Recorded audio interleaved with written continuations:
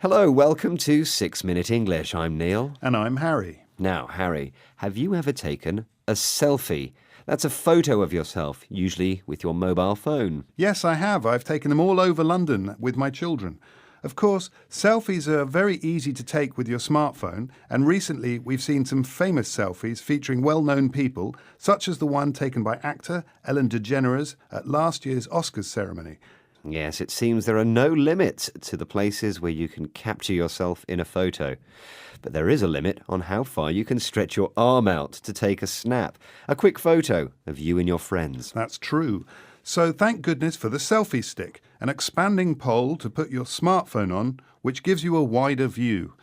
This means you can take in more of the background. Sounds like a good idea. It does, but it's also causing a problem in some places around the world. More on that in a moment, but let's not forget I have a question to ask you, Harry. OK, Neil? Well, we know that some people love to take photos of themselves, but perhaps not as much as Patrick Peterson. According to Guinness World Records, he's taken the most selfies in 1 hour. But do you know how many?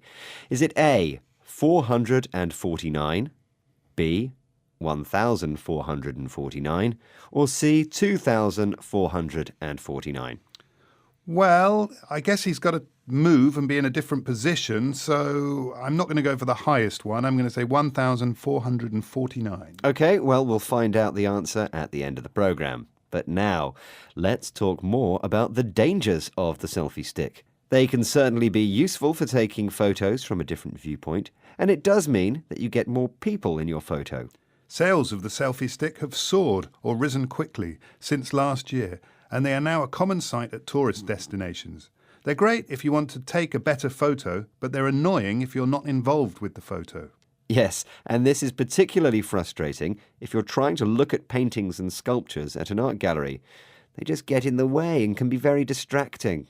You mean they stop someone giving their full attention to what they're looking at? Well, this is the reason that some famous art galleries around the world are putting a ban on selfie sticks. A ban means they're no longer allowed.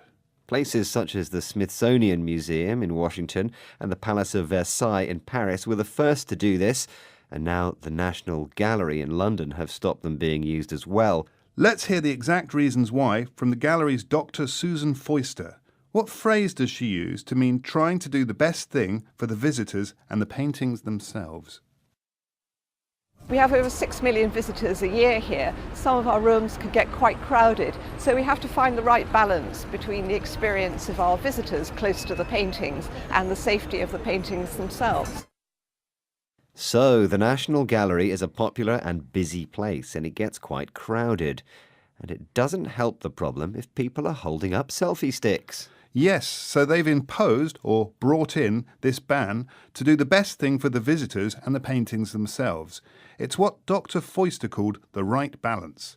She wants to give visitors trying to get close to the paintings a good experience. And she makes the point that there's a risk that the painting, which can be worth millions of pounds, could be damaged by one of these sticks. Of course, you're still allowed to take a selfie, and some museums are sticking their neck out and still allowing people to use them. Ah, a good idiom there, Harry. You mean they're doing something that other people may not like. Yes, places such as the ICA, that's the Institute for Contemporary Art in London, say selfie sticks are part of modern-day life. Here's Catherine Stout, head of programmes at the ICA. How does she describe the type of visitors who go to her gallery? We are very happy for our visitors to take their own photographs for personal use. Of course, we always secure the artist's permission, but actually because we have a very young audience, they're completely engaged with social media and want to use that forum to connect with each other, to share their experiences. If they wish to use a stick, they're very welcome to do so, as long as obviously the artworks are not damaged in any way.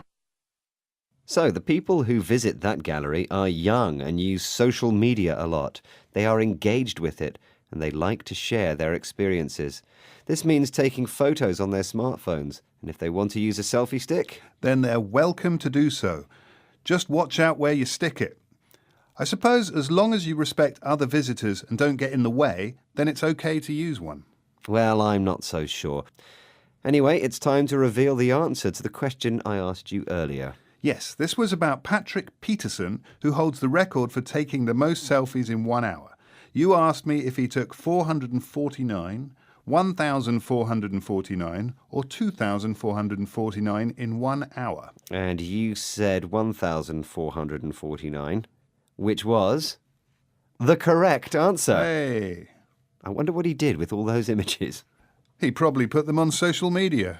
Well, we need to stick to our 6 minutes of English, but just before we run out of time, could you remind us of some of the vocabulary we've used today, Harry? Yes, we had selfie, capture, a snap, selfie stick, viewpoint, sword, distracting, a ban, imposed, sticking their neck out, engaged. Thanks, Harry. Well, that's it for now. Go to bbclearningenglish.com to find more 6-minute English programs. And until next time, goodbye. Bye! 6 Minute English from the